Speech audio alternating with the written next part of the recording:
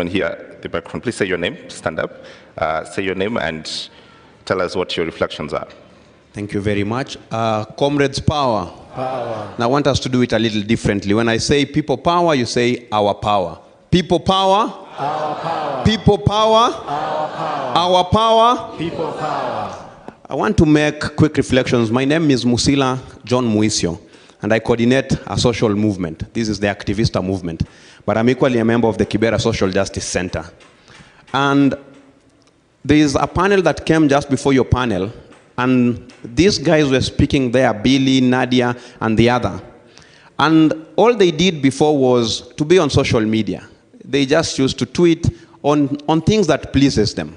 And for the first time being on social media, attracted problems to them, that they were abducted and all that.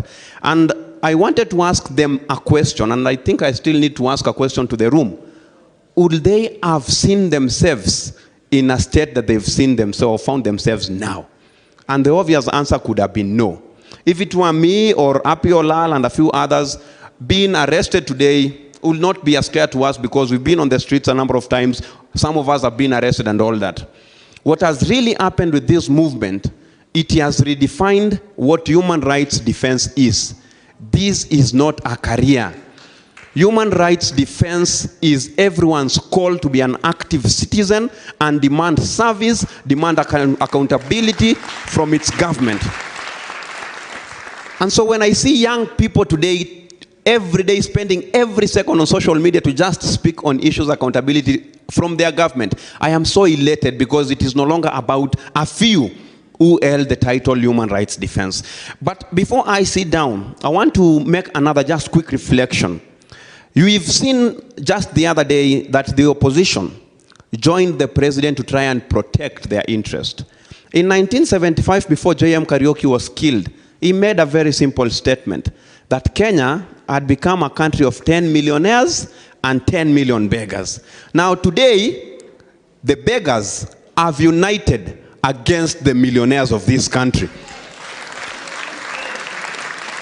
And all they are saying, enough of you taking advantage of us. And it started very simply by rejecting the finance bill. So my last statement, smart as I sit down.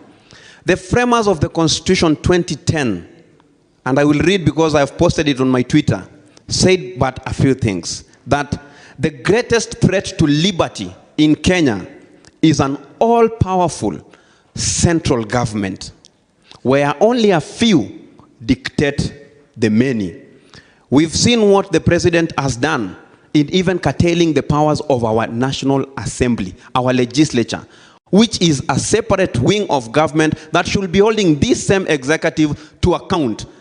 And this is because he is taking us back to an all-powerful central government, which the Constitution actually is against. But they were equally very cautious to realize that the rule of the mob, which is unguided at times, will lead to anarchy and, in the end, despotism. I know as a country that respects its constitution, we wouldn't want to get there. So as we've been pushing, we are equally very cautious not to allow anyone an excuse to say, I turned this country into a military state because the mob did not want to be guided. I turned this country into a dictatorship because the mob insisted into it. So we are pushing, demanding for good governance, demanding for accountability. We are not relenting because, as always, people power is greater than the people in power. Thank you very much. Thank you, thank you.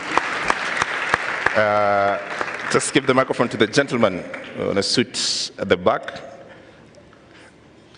Thank you.